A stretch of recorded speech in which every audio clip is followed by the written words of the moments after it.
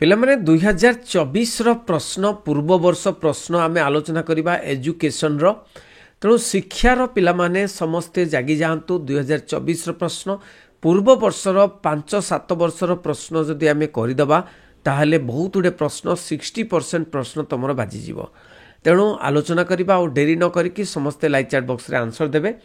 एठी प्रथम प्रश्न क विभाग अच्छी जोटा पड़ीथिला तुमर देख वर्तमान से 70 मार्क रहिबो तुमर एवं 3 घंटिया हब।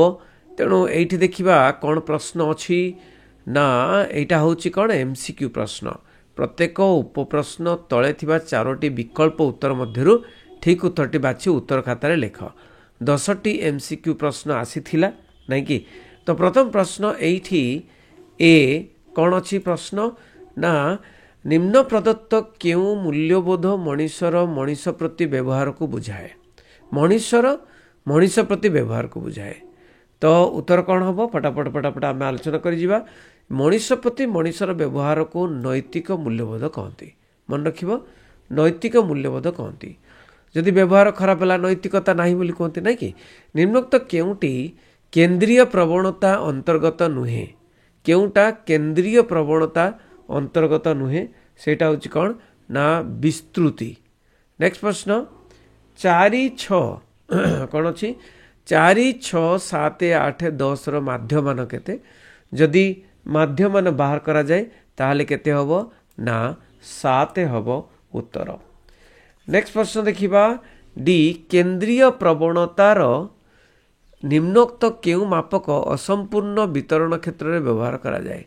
असंपूर्ण क्षेत्र में वितरण क्षेत्र में व्यवहार करा जाए कोटा ना माध्य को व्यवहार करा जाए। गांधी का निर्णय रे निम्नोक्त केउ उक्तिटी ठीक नुहे कोटा ठीक नुहे ना उत्तर होची बौद्धिक कार्य अपेक्षा शारीरिक कार्य अधिक गुरुत्वपूर्ण। यह गांधी का निर्णय रे उक्तिटी ठीक नुहे। रूसो क्यों प्रकार शिक्षार प्रवर्तक थिले ना रूसो तुम्हें जानिच रूसो होचंती शिक्षार्थी केंद्रिक शिक्षा। कौन शिक्षार्थी माने गोटे शिक्षार्थीर केंद्रिक माने शिक्षार्थी केंद्रिक माने चाइल्ड सेंटर्ड एजुकेशन। नेक्स्ट प्रश्न कोहलर प्रवर्तन करथिबा शिक्षण तत्व होची कौन। कोहलर प्रवर्तन करथिबा शिक्षण तत्व होची कौन ना ये होची अंतर्दृष्टि शिक्षण तत्व। नेक्स्ट प्रश्न निम्नोक्त केउटी आंत अभिप्रेरणार एक उदाहरण। आंत अभिप्रेरणा कौन माने भितरु अभिप्रेरणा। तो भितरु अभिप्रेरणा होची कौन ना मु गोटे सुस्थ जीवन यापन करी से प्रातः भ्रमण करी सेटा होची निज भितरर अभिप्रेरणा। नेक्स्ट प्रश्न आउ सब बाहर अभिप्रेरणा बाह्य अभिप्रेरणा जमती कि डायबिटीज कारण प्रातः भ्रमण बाहर हैला नहीं कि बंधुता रक्षा करने प्रातः भ्रमण तटका परिवा किनिया प्रातः भ्रमण किंतु निजे निज कथा सुस्थ जीवन यापन करने प्रातः भ्रमण यहाँ हूँ आंत अभिप्रेरणा। निम्न प्रदत्त क्यों कारणटी सार्वजनीन प्राथमिक शिक्षा कार्यक्रम मंथर विकासर प्रशासनिक कारण नुहे कोटा मंथर विकासर प्रशासनिक कारण नुहे सेटा होची अभिभावक मानकर दारिद्र्य। नेक्स्ट प्रश्न निम्न प्रदत्त उक्ति मानक मध्यरु केउटी परिवेश प्रदूषण एक मुख्य कारण नुहे। परिवेश प्रदूषण मुख्य कारण नुहे होची कौन ना विवर्तन। ठीक अच्छी कि शिल्पायन शहरीकरण वन नाशन एगुड़िक सबू कौन परिवेश प्रदूषण एक मुख्य कारण। तापरे 10 मार्कर प्रश्न आसला जोटा कि तुमर कौन आसला फिल इन द ब्लैंक्स। पिला माने एई थर टू आउ एगुड़िक सब आसबनी केवल फिल इन द ब्लैंक्स आसब ना केवल आसब कौन एमसीक्यू प्रश्न आसब जो एमसीक्यू प्रश्न की तुमर अधिक मार्कर रहिबो। देख प्रश्न अच्छी साम्राज्यवादी विधान परिषद रे डैश प्राथमिक शिक्षा को बाध्यतामूलक करने उद्देश्य एक बिल उपस्थापन करथिले किए ना गोपाल कृष्ण गोखले प्रथम सी। नेक्स्ट प्रश्न भारतीय संविधान रो डैश धारा 6 ରୁ 14 वर्ष पर्यंत पिलामानको अवैतनिक बाध्यतामूलक शिक्षार मौलिक अधिकार प्रदान करा जायछि ना उत्तर होची 21 क कौन 21 क। नेक्स्ट प्रश्न डैश होची वितरण एक बिंदु डैश होची वितरण एक बिंदु जहाँ वितरणटी को समान दुई भाग में विभक्त करे कौटा ना उत्तर होची मध्यमा कौन ना मध्यमा बुझी। नेक्स्ट प्रश्न संख्या साधारणतः दुई प्रकार निरवच्छिन्न और डैश कौन ना निरवच्छिन्न आउ विच्छिन्न। जदि पिलाटी एक निर्दिष्ट कार्य आग्रह देखाए तेबे ता थंडाइक डैश नियम को सूचाई थाए। थंडाइक कौ नियम को सूचाई थाए ना प्रस्तुति नियम को सूचाई थाए कहीं आग्रह देखा जाए पिलाटी एक निर्दिष्ट कार्य आग्रह देखा जाए से प्रस्तुति होता है। नेक्स्ट प्रश्न डैश को मतरे शिक्षा द्वारा मु बुझे जे मनुष्य बा शिशु मध्य जहाँ किछि महान ताकू उन्मेष करवा तार देह मन आत्मार संपूर्ण विकास करवा एटा होछि महात्मा गांधी कहते। किए कहते महात्मा गांधी कहते। उत्कलमणि गोपबंधु दास पुरी जिलार डैश ग्राम जन्मग्रहण करथिले सुआंडो ग्राम जन्मग्रहण करथिले। डैश होछि आचरण एक अपेक्षाकृत स्थायी परिवर्तन जहाँकि अनुभूति जोगु ही घटी थाए कौन ना शिक्षण। शिक्षण होछि आचरण एक अपेक्षाकृत स्थायी परिवर्तन जहाँकि अनुभूति जोगु ही घटी थाए। डैश होछि प्राणी मध्य थिबा एक अभ्यंतरण अवस्था जहाँकि तार आचरण को जागृत कराए निर्देशित कराए एवं प्रभावित कराए कौन हम उत्तर ना उत्तर होछि अभिप्रेरणा। अभिप्रेरणा बुझुची अभिप्रेरणा। नेक्स्ट प्रश्न 1961 मसीह भारत सरकार द्वारा नियुक्त जातीय एवं आवेगिक संगति कमिटीर अध्यक्ष किए थिले ना अध्यक्ष होउचंती doctor Sampurnanand. Doctor Sampurnanand. Next प्रश्न ख विभागर 2 मार्किया प्रश्न पिला माने 2 मार्किया प्रश्न तुम जो आसीबो नहीं 2 मार्किया प्रश्न लास्ट ईयर 8टी आसला एथर भी तुम आसो 2 मार्किया प्रश्न। तो निम्नलिखित प्रश्न मध्य जेकोसी 8टी उत्तर प्रत्येकटी दुईटी वाक्य उत्तर देवा कहुई। तो 2टी वाक्य उत्तर देव सेटा को 2टी वाक्य न करके तुम जब 4टी वाक्य करदेल आउ टे भल हम कहीं 2 मार्क दि जाइए। देख प्रथम अच्छे सार्वजनिक प्राथमिक शिक्षार नाम लिखा दिग को उल्लेख कर। तो नाम लिखा दिग को उल्लेख करवा तेणु सार्वजनिक नाम लिखाटी अन्यतम जमीक जाति धर्म वर्ण निर्विशेष 6 ରୁ 14 वर्ष समय समस्त छात्र छात्री मानू विद्यालय पंजीकरण करवा स्वल्प मात्रा अपारग पिला को समन्वित शिक्षा योजना अंतर्भुक्त करवा यह हूँ कौन ना सार्वजनिक प्राथमिक शिक्षा नहीं कि आ विद्यालय स्थापन पर विद्यालय समस्त पिला नाम लेखाइबा निमंते नियम प्रणयन करी माता पिता कौन बाध्य करने परिवर्ते से बुझाई प्रवर्ताई लक्ष्य हासिल करहब नहीं कि।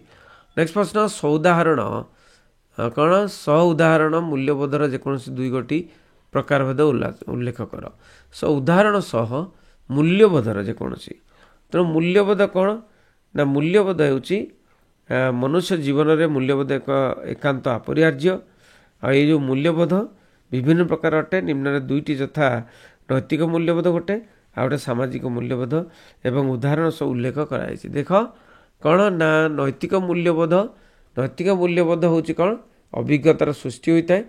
शिक्षा नैतिक विकास एक प्रधान माध्यम तेणु उदाहरण गुरुजन मान सम्मान प्रदर्शन करवा लघुजन मान श्रद्धा प्रदर्शन करवा।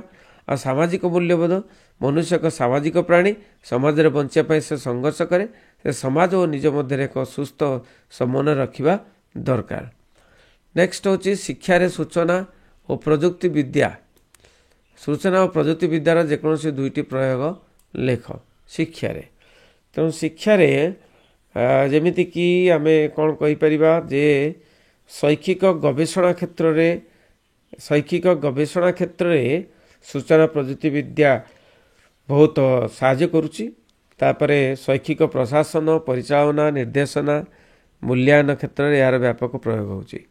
तापर देखिए माध्यर जेकोसी 2 गोटी व्यवहार उल्लेख कर।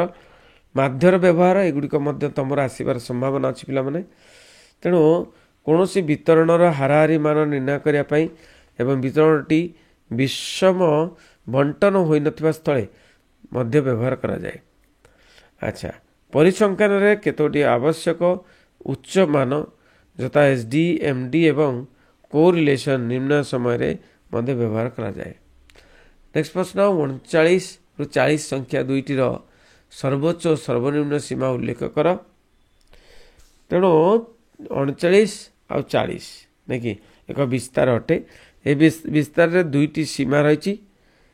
ଏକ ଉଚ୍ଚ ସୀମା ଯାହାକି 40 ଏବଂ ନିମ୍ନ ସୀମା 39 ଅଟେ। ତାପରେ ଦେଖିବା ଶ୍ରୀ ଅରବିନ୍ଦଙ୍କର ଶିକ୍ଷାର ଯେକୌଣସି ଦୁଇଟି ଲକ୍ଷ୍ୟ ଲେଖ। ଶ୍ରୀ ଅରବିନ୍ଦଙ୍କର ଶିକ୍ଷା ଗୋଟେ ହେଉଛି ଲକ୍ଷ୍ୟ ହେଉଛି ଆଧ୍ୟାତ୍ମିକ ଜ୍ଞାନର ପୁନରୁଦ୍ଧାର। ତେଣୁ ଆଧ୍ୟାତ୍ମିକ ଜ୍ଞାନ ସମସ୍ତଙ୍କ ପ୍ରତ୍ୟେକ ବ୍ୟକ୍ତିର ଚେତନା ରହିଛି ଏବଂ ଆଧ୍ୟାତ୍ମିକ ଜ୍ଞାନ ମଧ୍ୟ ରହିଛି। ଏହାର ବିକାଶ ବିନା ମନୁଷ୍ୟ ଦୁଃଖ ପାଇଥାଏ। ମାନେ ଯଦି ଏହାକୁ ବିକାଶ ନ କରିଛେ ତାହେଲେ ମନୁଷ୍ୟ ଦୁଃଖ ପାଇଥାଏ। ତେଣୁ ଏହାର ବିକାଶ ଏକାନ୍ତ ପ୍ରয়োଜନୀୟ। ଆଧ୍ୟାତ୍ମିକ ମାର୍ଗରେ ପରିଚାଳିତ କରିବା ଆମ ସମାଜର ନୀତି ଆଦର୍ଶ ଅନ୍ୟ ସମାଜ ଠାରୁ ଭିନ୍ନ, ନାଇଁ କି? ତେଣୁ ଏଠି ନୀତି ଆଦର୍ଶକୁ ବଜେଇ ରଖିବା ସେଇଟା ହେଉଛି କ'ଣ ମାନେ ଶ୍ରୀ ଅରବିନ୍ଦଙ୍କ ଶିକ୍ଷାର ଯେକୌଣସି ଦୁଇଟି ଲକ୍ଷ୍ୟ। ତାପରେ ରୁଷଙ୍କର ଯେକୌଣସି ଶିକ୍ଷାଦାନ ପ୍ରଣାଳୀର ଲେଖ। ରୁଷଙ୍କର ପ୍ରଥମ ହେଉଛି କ'ଣ ପ୍ରତ୍ୟକ୍ଷ ଭାବରେ, ନାଇଁ କି? ପ୍ରତ୍ୟକ୍ଷ ଅନୁଭୂତି ଦ୍ୱାରା ପାଠନ। ପ୍ରତ୍ୟେକ ଅନୁଭୂତି ଶିକ୍ଷାର୍ଥୀ ବାସ୍ତବ ପରିସ୍ଥିତିରେ ସମ୍ମୁଖୀନ ହେଲେ ପ୍ରତ୍ୟକ୍ଷ କ'ଣ କରିବ ନା ସିଏ ପ୍ରତ୍ୟକ୍ଷ ଅନୁଭବ କରିବ, ପ୍ରତ୍ୟକ୍ଷ ଭାବରେ ଶିକ୍ଷା ଲାଭ କରିଥାଏ। ପ୍ରତ୍ୟେକ ଅନୁଭୂତି ଦ୍ୱାରା ଅର୍ଜିତ ଶିକ୍ଷା ଦୀର୍ଘସ୍ଥାୟୀ କରିଥାଏ। ତାପରେ ଆଉ ଗୋଟେ ହେଉଛି କ'ଣ ନା ଆବିଷ୍କାର ମୂଳକ ପଦ୍ଧତି। ନିଜର ଅନେକ ଅଭିଜ୍ଞତା ଏବଂ ଜ୍ଞାନର ପ୍ରୟୋଗ କରାଯାଇ ନୂତନ ଜ୍ଞାନ ଆହରଣ କରାଯାଇଥାଏ। ଏହା କେବଳ ଆବିଷ୍କାର ପଦ୍ଧତି ଅବଲମ୍ବନା ସମ୍ଭବ ନୁହେଁ। ତାପରେ ଆସି ହେଉଛି ଶିକ୍ଷଣ ପରିପକ୍ୱତା ମଧ୍ୟରେ ପ୍ରଭେଦ ଦର୍ଶାଅ। ଶିକ୍ଷଣ ପରିପକ୍ୱତା ଶିକ୍ଷଣ ଏକ ଜୀବନବ୍ୟାପୀ ପ୍ରକ୍ରିୟା, ମାତ୍ର ଶିଶୁର ପରିପକ୍ୱତା ଏକ ନିର୍ଦ୍ଦିଷ୍ଟ ବୟସ ପରେ ଆସିଥାଏ। ପରିପକ୍ୱତା ଶରୀର ସହ ସମ୍ବନ୍ଧିତ, ମାତ୍ର ଶିକ୍ଷଣ ଏକ ମାନସିକ ପ୍ରକ୍ରିୟା। ନେକ୍ସଟ ଦେଖିବା ଅନ୍ତର୍ଦୃଷ୍ଟି ଶିକ୍ଷାନ୍ତର ଯେକୌଣସି ଦୁଇଟି ଶିକ୍ଷାଗତ ନିହିତାର୍ଥ ଉଲ୍ଲେଖ କର। ଶିକ୍ଷାଗତ ନିହିତାର୍ଥ, ନାଇଁ କି? ତେଣୁ ସମଗ୍ରରୁ ଆରମ୍ଭ କରି ଅଂଶକୁ ଅଗ୍ରସର ହେବା। ଏହି ମତ ଅନୁସାରେ ଶିକ୍ଷା ସବୁବେଳେ ସମଗ୍ର ପରିସ୍ଥିତିରୁ ମାନେ ତାର ବିଭିନ୍ନ ଅଂଶକୁ ଅଗ୍ରସର ହୁଏ। ତାପରେ ଆଉ ଗୋଟେ ହେଉଛି ବୋଧଶକ୍ତି ଉପରେ ଗୁରୁତ୍ୱାରୋପ। ସମସ୍ୟା ହେଉ ବା ବିଜ୍ଞାନ ସମ୍ବନ୍ଧୀୟ ପରୀକ୍ଷା ହେଉ, ସବୁ କ୍ଷେତ୍ରରେ ଅନ୍ତର୍ଦୃଷ୍ଟି ମାଧ୍ୟମରେ ଶିକ୍ଷା ଦେଲେ ସମସ୍ତ ଶକ୍ତିର ଅପଚୟ ହୁଏ ନାହିଁ ଏବଂ ତା ସହିତ ଶିଶୁର ବୋଧଶକ୍ତିର ବିକାଶ ଘଟେ। ପର୍ଯ୍ୟବେକ୍ଷଣ ଶିକ୍ଷଣ ଆଧାରିତ ଶିକ୍ଷଣ ସହ ସମ୍ପୃକ୍ତ ଥିବା ଯେକୌଣସି ଦୁଇଟି ମନସ୍ତାତ୍ତ୍ୱିକ ଉପାଦାନ ଲେଖ। ନାଇଁ, ତ ପର୍ଯ୍ୟବେକ୍ଷଣ ଶିକ୍ଷଣ ଏକ ବାସ୍ତବ ଅଭିମୁଖୀ ଶିକ୍ଷଣ ପ୍ରକ୍ରିୟା। ଏହା ଶିକ୍ଷାର୍ଥୀକୁ ପ୍ରତ୍ୟକ୍ଷ ଅନୁଭୂତି ପ୍ରଦାନ କରିଥାଏ। ମନୋଯୋଗ ଛାତ୍ରଛାତ୍ରୀ ତଥା ପର୍ଯ୍ୟବେକ୍ଷକ ନିଜର ଆଖିରେ ବିଭିନ୍ନ ବସ୍ତୁ ଗୁଡ଼ିକ ପର୍ଯ୍ୟବେକ୍ଷଣ କରି ବାସ୍ତବ ଜ୍ଞାନ ଉପଲବ୍ଧି କରିଥାଏ। ତେଣୁ ଏଥିଲାଗି ନମୁନାକୁ ମନୋଯୋଗ ଦେବା ଦରକାର। ଏହାଦ୍ୱାରା ବ୍ୟବହାର ନିଖୁଣ ଭାବରେ ନିରୀକ୍ଷଣ ହୋଇଥାଏ। ତେଣୁ ତାପରେ ଦେଖିବା ଆମେ ଗ ବିଭାଗରେ ଆଗରୁ ଆସୁଥିଲା କେତେ 4x4 ଆସୁଥିଲା, ଏବେ କିନ୍ତୁ 3 ମାର୍କିଆ ପଡ଼ିବ। ଠିକ୍ ଅଛି, ଆଉ ସେଇଟା 2 ମାର୍କିଆ ପଡ଼ିବ, ଏଇଟା 3 ମାର୍କିଆ ପଡ଼ିବ। 3 ମାର୍କିଆ ପ୍ରଶ୍ନରେ ବିଭିନ୍ନ ପ୍ରକାର ପ୍ରଶ୍ନ ଅଛି, ଦେଖିଯାଅ। ଠିକ୍ ଅଛି, ତେଣୁ ଏଗୁଡ଼ାକ ଲମ୍ବା ଟିକେ ଆନ୍ସର, ତାକୁ ବୁଝେଇବାନି, ତାକୁ ଆଉ କ୍ଲାସ୍ ଗୁଡ଼ିକରେ ବୁଝେଇବା। ତେଣୁ ଏଗୁଡ଼ିକ ପଢ଼ିଯାଅ। ଯେମିତିକି ଏକ ଲବ୍ଧାଙ୍କ ବିତରଣରେ ଯଦି ମାଧ୍ୟମାନ ଏତିକି ହୁଏ 19.46 ଏବଂ ମଧ୍ୟମା ଓ 18.36, ତେବେ ଗରିଷ୍ଠକର ମୂଲ୍ୟ କେତେ? ଉଦାହରଣ ଯେକୌଣସି 4 ଗୋଟି ଜୀବନ କୌଶଳ ଲେଖ। ଆଚ୍ଛା, ସତ୍ୟବାଦୀ ବନବିଦ୍ୟାଳୟର ଯେକୌଣସି 4 ଗୋଟି ବୈଶିଷ୍ଟ୍ୟ ଲେଖ। ଉତ୍କଳମଣି ଗୋପବନ୍ଧୁଙ୍କ ଶିକ୍ଷାର ଯେକୌଣସି 4 ଗୋଟି ଲକ୍ଷ୍ୟ ଲେଖ। ପିଲାମାନଙ୍କ ପାଇଁ ଯେକୌଣସି 4ଟି ଅଭିପ୍ରେରଣା କୌଶଳ ଉଲ୍ଲେଖ କର। ସାର୍ବଜନୀନ ମାନବିକ ଅଧିକାର ଘୋଷଣାନାମାର ଯେକୌଣସି 4 ଗୋଟି ବ୍ୟବସ୍ଥା ଉଲ୍ଲେଖ କର। ଠିକ୍ ଅଛି, ତେଣୁ ଗ ବିଭାଗ ଦେଖିବା ଲଙ୍ଗ କ୍ୱେଶ୍ଚନ୍। ତ ଲଙ୍ଗ କ୍ୱେଶ୍ଚନ୍ ମାନେ ଯେତେ ସୁନ୍ଦର ଭାବରେ ଲେଖିବ ସେତେ ସେମାନେ ତୁମକୁ ଜାଣିପାରିବେ। ତେଣୁ ଏଇଠି 6x3 ଆସୁଥିଲା ସେତେବେଳେ। ତ ଜ୍ଞାନ ସଂରଚନା ଶିକ୍ଷଣ ଏହି ଉକ୍ତିକୁ ବ୍ୟାଖ୍ୟା କର। ଜାତୀୟ ସଂଗତି ବିକାଶରେ ଶିକ୍ଷାର ଭୂମିକା ସମ୍ପର୍କରେ ଆଲୋଚନା କର। ଗାନ୍ଧୀଜୀଙ୍କ ପ୍ରବର୍ତ୍ତିତ ପାଠ୍ୟକ୍ରମ ଓ ଶିକ୍ଷାଦାନ ପ୍ରଣାଳୀ ବର୍ଣ୍ଣନା କର। ଶିକ୍ଷଣର ଅର୍ଥ ଓ ସ୍ୱରୂପ ଆଲୋଚନା କର। ମୂଲ୍ୟବୋଧ ଶିକ୍ଷା କ'ଣ, ଏହାର ପ୍ରକାରଭେଦ ଉଦାହରଣ ସବୁ ଆଲୋଚନା କର। ନିମ୍ନୋକ୍ତ ଲବ୍ଧାଙ୍କ ଭିତରଣରେ ମାଧ୍ୟ ନିର୍ଣ୍ଣୟ କର। ତେଣୁ ତୁମକୁ ଦେଖାଇଥିଲି ମାଧ୍ୟ କେମିତି ନିର୍ଣ୍ଣୟ କରାଯାଏ ନାହିଁ। ନିମ୍ନ ପ୍ରଦତ୍ତ ଲବ୍ଧାଙ୍କ ବିତରଣର ମାଧ୍ୟ ନିର୍ଣ୍ଣୟ କର। ଶ୍ରେଣୀ ଅନ୍ତରାଳ ଦେଇଛି, ବାରମ୍ବାରତା ଦେଇଛି, n=40। ତେଣୁ ଏଟା ବି ବହୁତ ଇଜି ପ୍ରଶ୍ନ। ତେଣୁ ଏଇଭଳି ପ୍ରଶ୍ନ ଆସିବ, ଲଙ୍କ ଚୂଡ଼ କରିଦେଲ ନାଇଁ କି।